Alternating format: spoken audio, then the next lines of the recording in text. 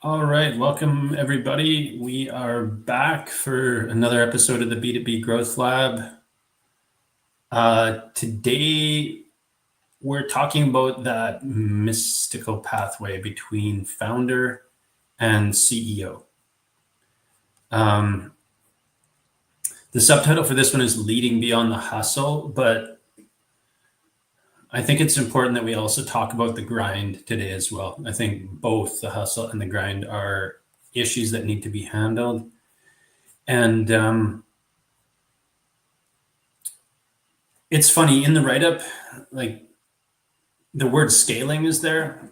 I'm not even sure we're getting to the point where scaling fits inside of the conversation.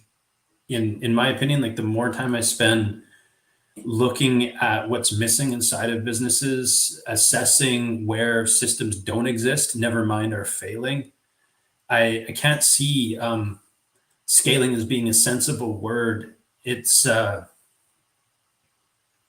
I'm going back a few years here, but there's that scene in the beginning of Ocean's 11 where they're like doing the kind of montage, putting together the team. And there's the two brothers, and the one guy has a monster truck, and the other guy has a remote control version.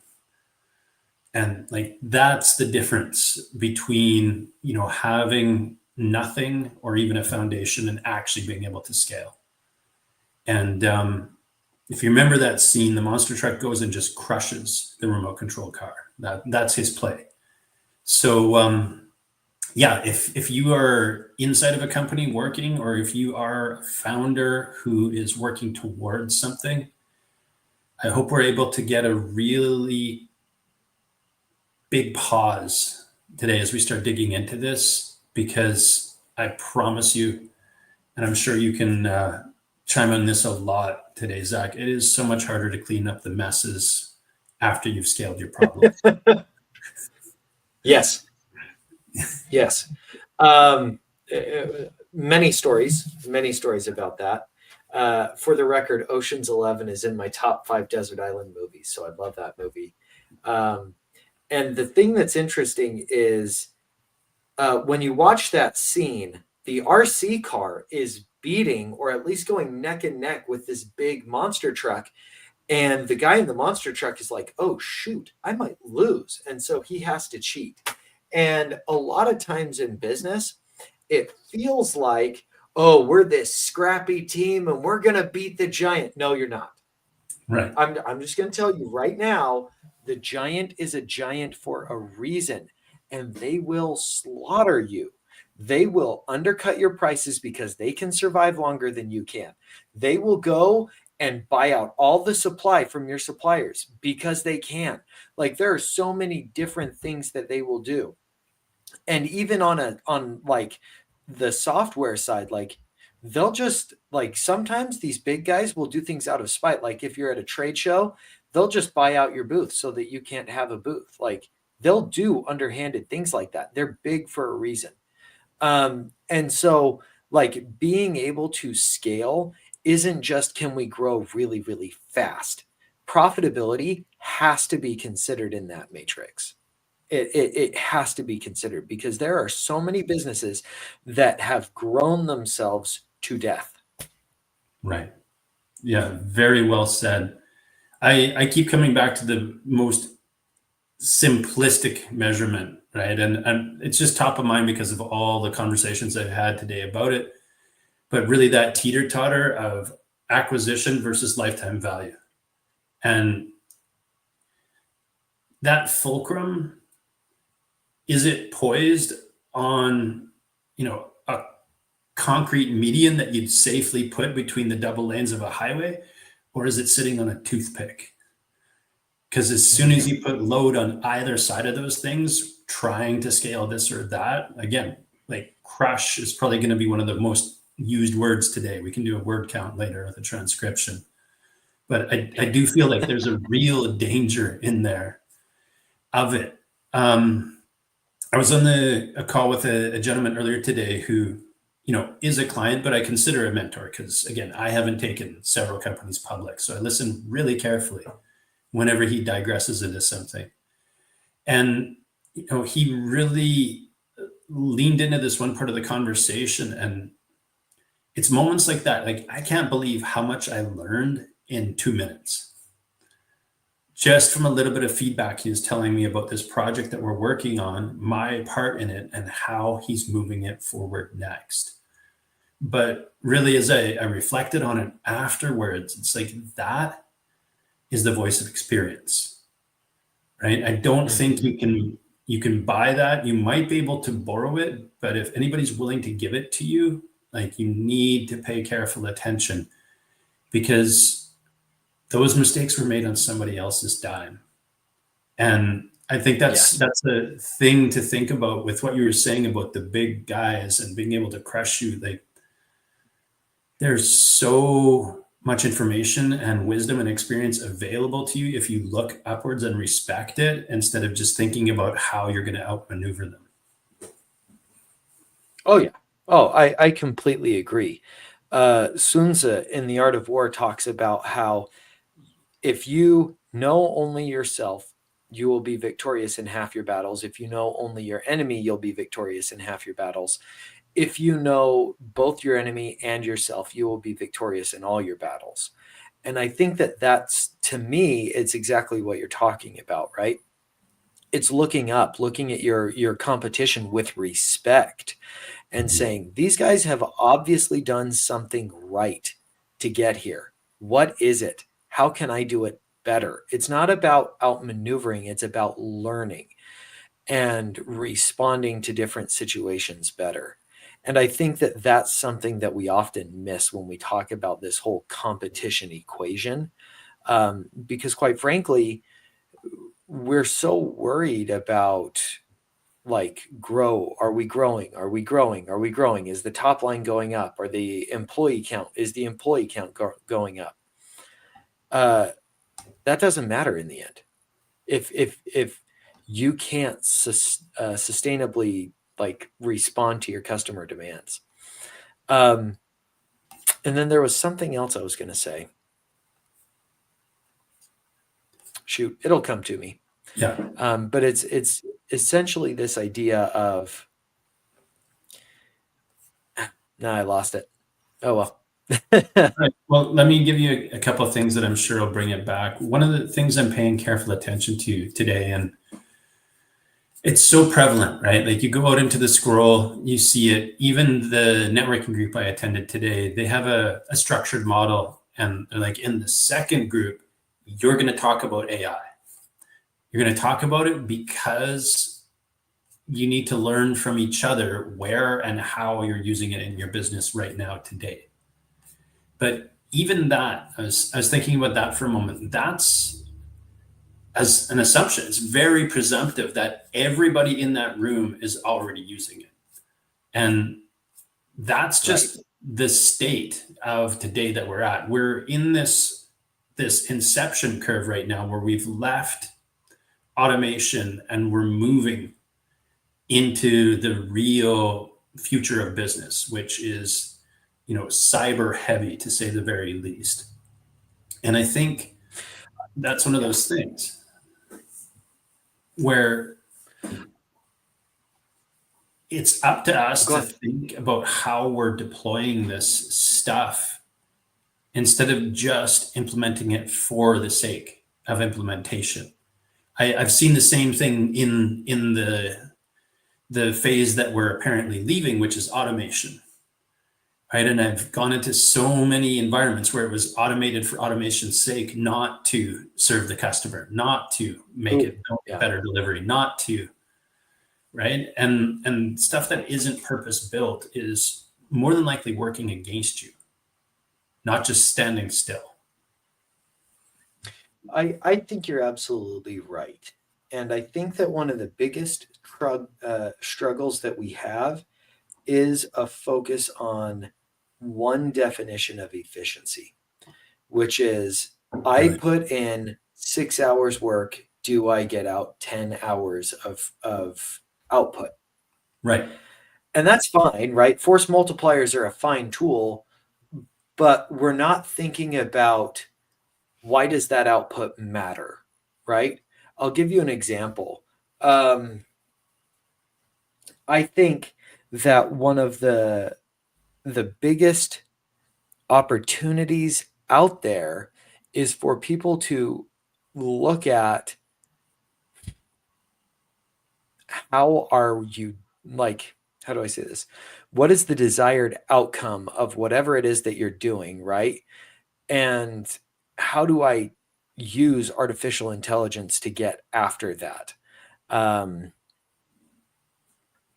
Because that is where the AI revolution is really going to make its mark, is not in just automating things, because frankly, that's thinking so narrowly about it. It's really going to be in the aspect of, you know, taking and creating the same output with less hours, less labor, less insight needed, less resources needed to produce that same output. That is what efficiency should really mean, and not just, hey, I did this one task in 2 hours when it used to take me 6. Hey, that's great, but why does that task matter? And I remembered what I was going to say. What I was going to say is, you mentioned you can borrow experience, and I think you're 100% right about that. I have a mentor who used to say, yes, experience is a great teacher, and our wealth would exceed mountains of gold if we could learn the good from experiencing it and the bad from just being told. And I think that that's one of the purposes of education. And one of the things that I have noticed is, when you're working with businesses and organizations of a certain size, education is actually, in their eyes, a detriment, because you don't have street smarts.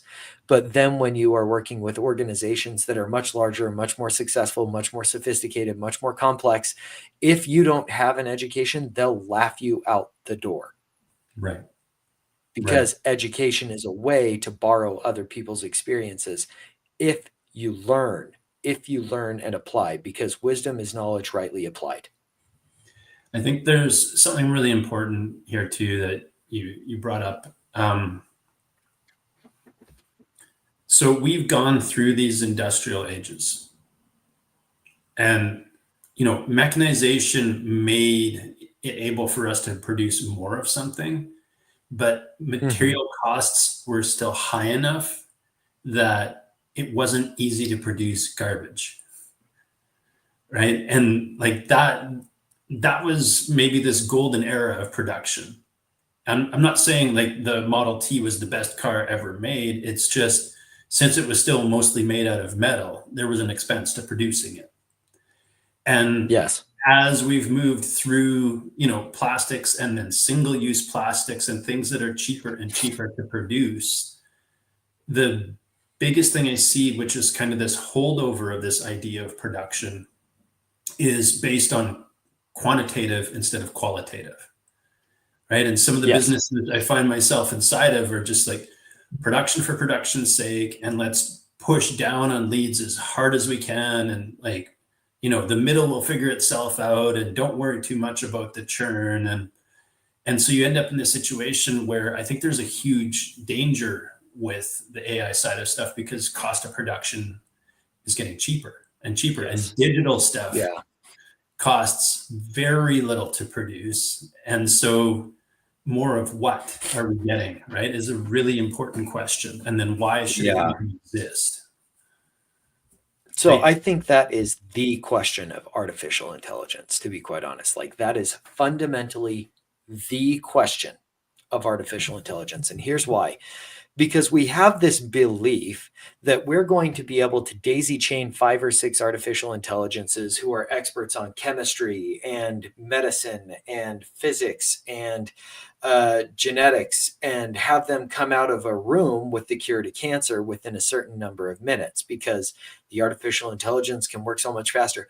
It doesn't work that way. Artificial intelligence does not generate insight.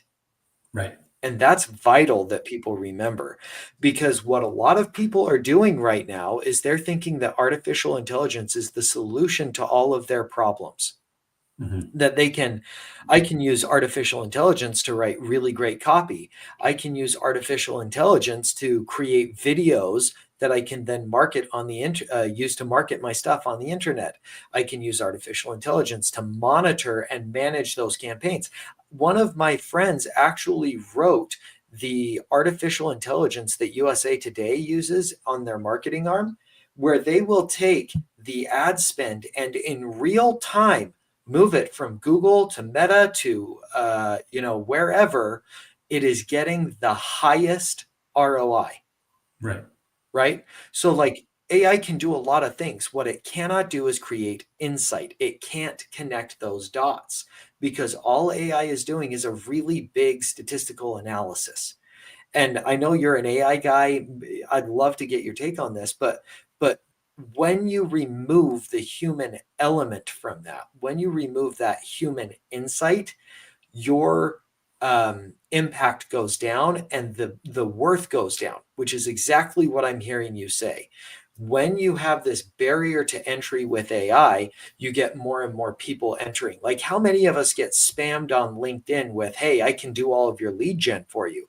By the time I'm done with this sentence, I probably got six in-mails in my inbox saying, hey, let me do your lead gen, right? Like, because they all do the same thing. They plug it into artificial intelligence and let it do its thing. And that is not insight. That's not like what you and I do, which is take in information, use artificial intelligence as a toolkit to create a specific outcome. That is where true value is created. And so the big thing that I'm concerned about is the barriers to entry going away because of artificial intelligence and a lot of crap coming on the market, just like you're talking about. Yeah. So thank you for that. You made it a lot more sophisticated than I was thinking. Like the baseline that I was going to start with is now, thanks to AI, and I'm sure there's 100 services out there, anyone can create a phone app. Right. Mm-hmm. So that's great. But now what's the problem? Anyone can create a phone app. So like which ones do we actually need? And how much more looking through an environment trying to find one that actually does the job are you going to have to do? Because if were 500 and then 1,000 and then 10,000, and now the next jump is to 100,000, and the next jump is to 500,000 because there's scale of the wrong thing in the wrong direction. The other thing I'd say is right now, because it's seemingly early days, it depends what you think about AI. For some people, it's old. It's a 35-year-old idea. For other people, it's a brand new 35-minute or 35-day phenomenon. Unfortunately, just because it has a sticker on the outside that says AI inside doesn't mean it's good, great, mature. Like it doesn't mean anything. And so that's one of the things I think is something to be careful of is, again, AI for AI's sake, as I mentioned before, like automation for automation's sake. Does it serve the customer journey is one of the first questions I ask, because that's part of my job. Yes. Part of my role, right, is to make sure that from the second a lead comes in to 1 year after they bought, are they being touched effectively so that they want to stay using whatever it is, involved with whatever it is, collaborating, connecting, like whatever the service is. And so I love the way you spoke about AI because, how I pictured it is it's the screwdriver, and I can probably get a couple turns in with a screw by hand, but that screwdriver gives me the leverage to complete the job. It's an enhancement thing, not a replacement thing. And there's no way that I can hold the screwdriver up and walk away and expect, right, those two pieces of wood to stick together. So you definitely need the human touch and that component to actually be part of the facilitation of it. And I do agree, we shouldn't just entirely hand things over. I speak of and try to teach everyone that I work with as AI as an employee. So there's a sunk cost, there's a fallacy cost, there's a retained cost, there's all sorts of expenses to acquiring this thing, teaching it how to do the thing, monitoring whether or not it's doing the thing properly, educating it to do it better, having it improve its processes, giving it feedback. None of that has gone away, right? And that's maybe the most important thing to think about right now, from my opinion about it, because like everything else, it's being sold like magic beans, right? Oh, Just, absolutely. Yeah. and yeah. Well, and that's the thing that is so frustrating about it, because people don't like, I don't think people understand what artificial intelligence is yet. I think that you and I barely grasp it, and you probably far more so than me get it. But I think that it is so unique in terms of what it could do in the future that we're just dipping our toe into the pool here. And we think that we've jumped in, right? Yeah. It's like not really. I don't think that's the case. And that's fine. It just is, especially because we're learning this tool. The thing that's dangerous about this tool is how it can impact our humanity. Mhm. And what I mean by that, and we're far afield from this leading beyond the hustle founder to CEO, and we'll get back to it. Yeah. But what I mean by that is that when we are using AI for everything, they did this research recently, and they had someone think about a problem, right? They asked someone a question and they did a brain scan, and then they had someone use Google to answer the question and did a brain scan, and then they used ChatGPT to answer the question and did a brain scan, and then they used looking it up in a textbook and did a brain scan. And what they found is that the more sophisticated the technology got, the less your brain synapses fired. Right. And so it's going to become very easy for us to objectify other people as artificial intelligence becomes less discernible from other people. And I think that that is a risk that is very scary, especially because it leads us to lose our humanity, and sort of rely on this tool as a catch-all. It's funny. We're not that far off the thread, right? The things that we're here to discuss today, how to build systems that run without you. But again, like, caveats, right? The system can run without you, but you have to set it up in a certain way and train it and facilitate it and operate it and check on it so that it actually does. Right? Yes. There's a big difference between building an autonomous car that has all the sensor array in it and that kind of stuff, and taking a mid-century Buick and just putting your hand over your eyes. Right? And that's where I feel like some people are with their like implementing AI stuff, right? And they're just like, it's just going to be fine. It's like, well, it's not built to do that. The other thing in the thread is the delegating outcomes versus tasks. And I think that is a really important thing, like the purpose-built ideology. So just to finish up reflecting on what you'd said, I was doing a build earlier today, right? And so in and of itself, the end goal is a facilitator / coach that's in the form of a chat bot inside of a program so that the program users can access a knowledge base. So the idea is it's a bridge.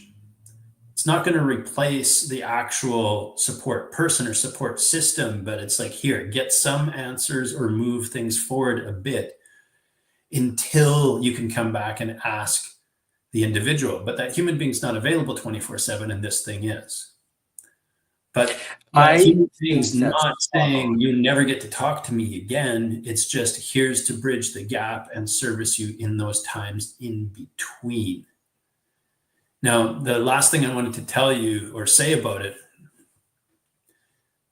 I love working in this one environment because it tells me how many reps or iterations. And I didn't release the thing for testing till we got to number 24. So we're being sold AI as like a pop machine, and you slide the coin in and a thing comes out and you're done. And I promise you, it's the opposite of that.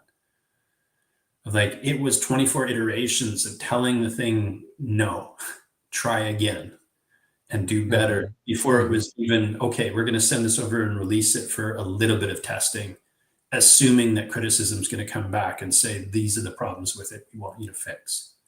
And see, I don't disagree with that.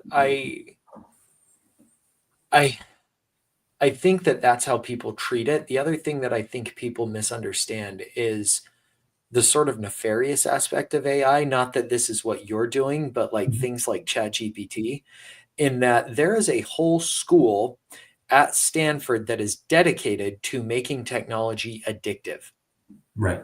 and habit forming. Right. And they've done this in ChatGPT, where ChatGPT is actually trained to tell you what you want to hear. Yes. And if you ask it, are you just telling me what I want to hear? It will tell you, no, I'm not telling you what you want to hear, but it's absolutely telling you what you want to hear. Right. And so, like, people are using ChatGPT as a marriage counselor. They are using it as a personal therapist. They are using it as a guide on spiritual journeys. They are using it to help them plan meals. They are using it like it is like a Swiss Army knife of human existence right now. Right. And we don't even realize that it's just telling us what we want to hear. And it's like, remember how people used to talk about the political echo chamber that social media caused?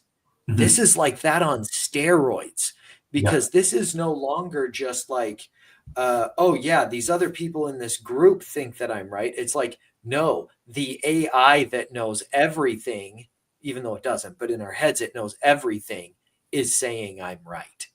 Right? That's like God telling you you're right 24/7. Oh, you raped that person? You're right. You stole that money? You're right. You think that you should run this machine at 30 RPMs when the manufacturer's warranty only covers it for 10? You're right. They're dumb, right? It's like, that's a huge problem. And yes, this involves setting it up so that it doesn't confirm your bias, but very few people realize that. And so it's actually, if you overly rely on artificial intelligence as a CEO, you're going to find yourself in a position where you've made bad decision after bad decision after bad decision, fully confident in your decision until it's too late. Yeah, I agree with you. I think the bias is a really important thing because it's all based on intent, right? Like, I used to have this conversation a while back in social environments.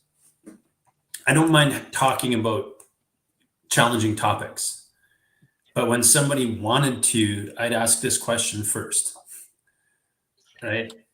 Before we go any further, is everything on the internet true or false? Because as soon as we get into a situation where I get to Google Jacob's right and Zach's wrong, we're in trouble. We're screwed, right there. And that's because if I search with that intent, I will get confirmation of those things. And so, yeah, I think you're accurate in your statement, because obviously AI has just allowed us to do that on steroids, right? You just get to, if you're not careful, produce a lot more single-use plastic thoughts as well, and just box yourself into this confirmatory chamber, and you don't even need to go out and find the people that agree with you on Reddit or Twitter or wherever anymore. It all comes to you, right? Faster and easier than ever. And I love the idea of single-use plastic thoughts. I think that is such good imagery. I am stealing that. But I do think that's probably the case, is that it's creating shallower thinking, more shallow than we've ever had before, because we don't have to think. The AI does the thinking for us, but it's not generating insight, and it never can. And I think that what we'll find is that over time, people, like I had a friend who used to say the cream always rises to the top. Like the people who know what we're talking about, which is artificial intelligence is a tool to increase your efficiency, and to gain, like not to create insight, like it doesn't create insight, but it can enhance your ability to create insight. Those are the people who will naturally rise to the top, who will lead organizations, who will be successful, right? Like I am firmly in the camp that Uber is biding its time, because Uber is an unprofitable company and has been for a really long time. People say, oh, it's because they're forking so much money into R&D. Well, why are they forking so much money into R&D? Because if they can generate self-driving cars, like automated cars, they don't need Uber drivers. Yeah. They will have a fleet of self-driving cars in all the cities in the world. And you, like, why would you own a car? Like Uber will just own the car for you. And if you want the car, just like, there it is. But the smart people will say, hey, I'd like to buy 7 or 8 of these Teslas that have automated driving, self-driving, right? And have them out making money for me. And then if I need one, I'll just say, hey, send one my way. And then, I'm set, but it's like, it's making money for me. People are not thinking about that stuff, but they need to be thinking about that stuff. That's the kind of stuff that CEOs need to be thinking about. And this is where the hustle and grind comes in, because all too often they get so focused on the rise and grind and the hustle and grind that they're missing what their actual job is, which is to see around the corner and observe, where is the market taking my industry and my solution. So there's a woman who is absolutely brilliant, way smarter than I am. Her name is Rita Gunther McGrath, and she is a professor at Columbia. And she wrote a brilliant article. It's called The End of Competitive Advantage. And what she talks about is that we're living in a world today where competitive advantage is gone. Like the typical strategy, and I know I've talked about this before, but the typical strategy was build a castle, protect your castle at all costs, and then send out colonies. You can't do that anymore because the market just maneuvers around you. So what she said is you have to stop thinking about castles and you have to start thinking like the Hunger Games. Like you are in this giant arena and occasionally people are going to throw things into the arena. And as a CEO, it's your job to understand what is the arena, like what defines the arena, which I would argue is the customer's job to be done, the outcome they're trying to create. And then as that technology comes in, as the CEO, you have to sit there and you have to evaluate it. And you have to say, does this or doesn't it apply? If it applies, I got to get R&D on this faster than anyone else on the market. We've got to get something out that can apply here, that can meet this demand. Because that in today's market is how you build a 100-year company. The core competency isn't what you think it is. The core competency is the job to be done and innovating around it. Yeah, that's really well said. And keeping with that analogy, I think the other piece is who can you team up with? Because there are other teams, companies, businesses, organizations that are doubling down on something that not only makes what they're doing better, but folds in. Like we have a thing in our model, like tier 1, we put this foundation in place. Tier 2, we develop the foundation to the point that we, think it's fit for you to scale on, right? We've solved enough of these problems that we're not going to scale your problems. We're going to scale your business. But tier 3 is when you start to get momentum, because that's where we plug in the service stack. What is that? Stuff we don't produce. We've vetted that it works. and it plugs in to give you leverage. And there's one thing I can say about that: it's ever changing, right? Because Mhm. new things are coming out all the time, and that doesn't mean they're good, but it means they should be looked at, tested, and assessed to see if they can do the job effectively. And it's not like we plug a single tool in. It's more like we have a menu of 2 or 3, because it really depends on what the customer needs. And I think if you think Absolutely. that way about your business, then you have the future that you're talking about, right? Who can you team up with to survive in the arena is going to be a key component, as well as those tools that are just falling into your lap. Oh, absolutely. I think you're absolutely right. And I like that you brought that up because I think that a lot of people think that artificial intelligence in the future means that you're going to be a CEO of 10 AIs in one company. I don't think that's going to be the case. I think that you're still going to need, you could have, one CMO running a team of 3 marketing AIs or 5 marketing AI agents or whatever, but you're still fundamentally going to have the human in the executive role Yeah. because AI can't generate insight. It can't. It just can't. And so that's why AI can't be funny. Yeah. Like AI is not good at being funny because humor is driven by insight. And so I think that that's where the future is leading. It's still a cooperative future. It's still going to require people working together on mutual goals.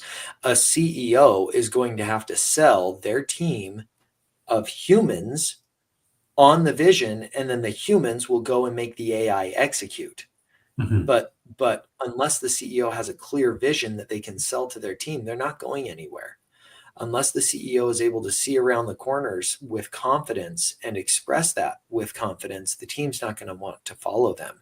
And so, yeah, I believe we'll probably get quite a few companies out there that will be, high 6, low 7-figure companies. We'll probably get a lot of those that are just largely AI driven companies, and they're lifestyle companies. But Right. the companies that are really going to make a mark in the future are still going to be a hybridized situation. And you're still, frankly, I think, going to move into a hybridized work situation as well, with a mix of work from home and in office, because people collaborate better in person. Agreed. Absolutely. That's really well said. I like how you kind of drew that all back together. The only thing I'd add is, consider that the horse and buggy, the Model T Ford, and even a brand new Ferrari, they all have one thing in common, and that's a driver. Right? You're never going to get away from that. Otherwise, like, what's the purpose of it? It's to move someone around. And so, I again, kind of, to start closing this off with a bit of caution, be careful about handing your customers over into that environment, Mm. right? Because you don't know how they're going to be treated. As much as you say, I'm telling this machine to do this in this certain way, it doesn't Yes. have the perfection that we're told exists. And yeah, that's just the last piece I'd kind of bring in. No, I think that you're really wise to bring that in, and I think it's really important because look at what's just happened with Grok. Have you read about this? No, no. Grok had a nuclear meltdown. Like anti-Semitic rants, sexually harassing the CEO of X on Twitter or on X, whatever it's called now, Right. talking about how it would worship Adolf Hitler. Like this was a nuclear level meltdown. It was bad. It just started Imagine. behaving like a human. So imagine passing that over to your customers, Yeah. passing your customers to that. Yeah.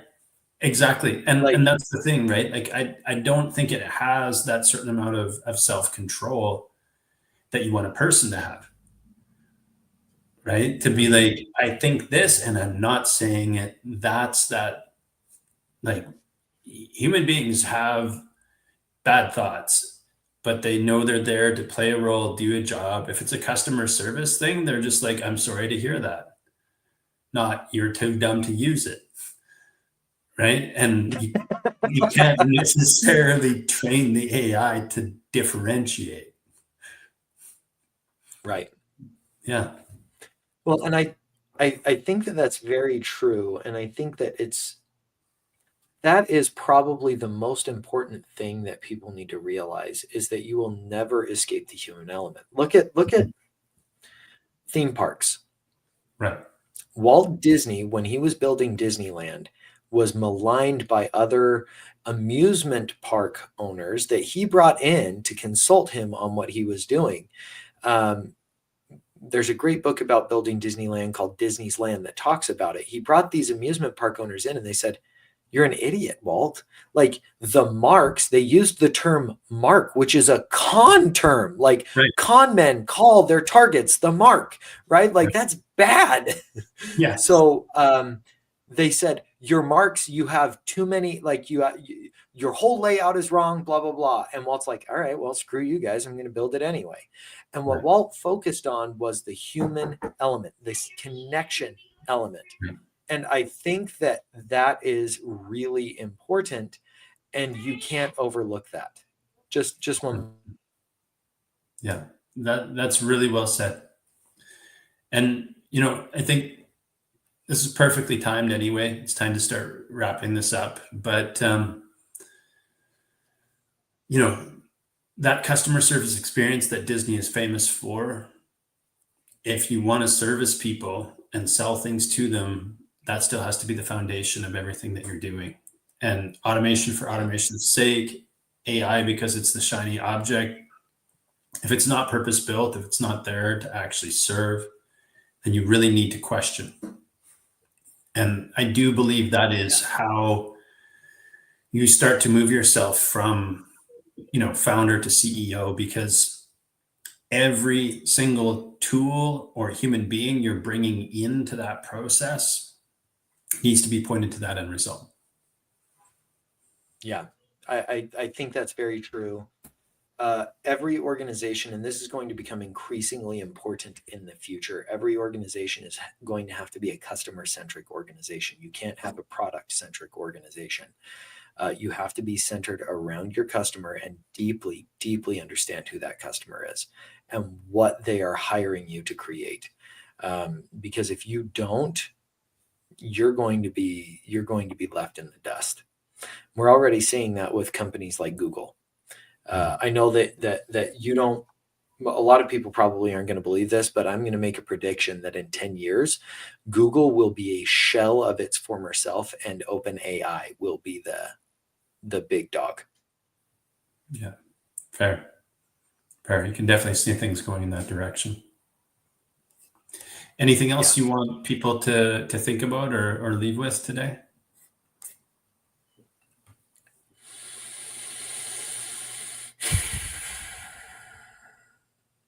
Don't be afraid to. I was talking with a guy who he was just starting his role as a CRO in an organization, in a B2B SaaS company. And one of the things that we were talking about was he had hired a consultant in the past, and I was asking him about that. And he was saying, I knew that I could do it, but I knew that the consultant could probably get deeper insights than I could and, get more comprehension out of what was going on and then give that to me instead of me trying to spin my wheels and get that same output, which frankly, he didn't believe he could get. I think that don't be afraid to hire consultants.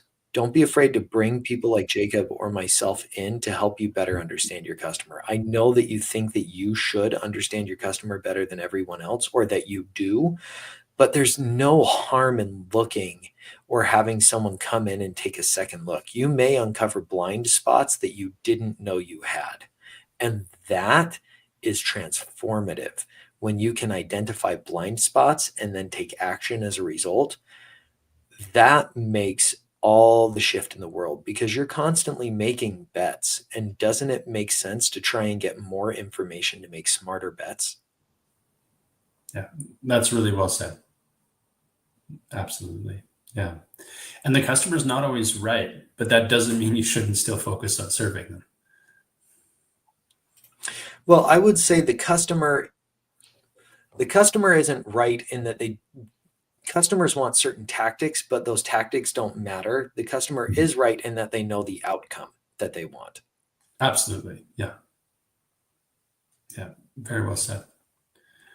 Cool. Well, thanks so much for your time. And, for those of you watching, we'd love to get your feedback, participation. Anything you have to say in the comments helps other people, especially if it's your takeaways or ideas.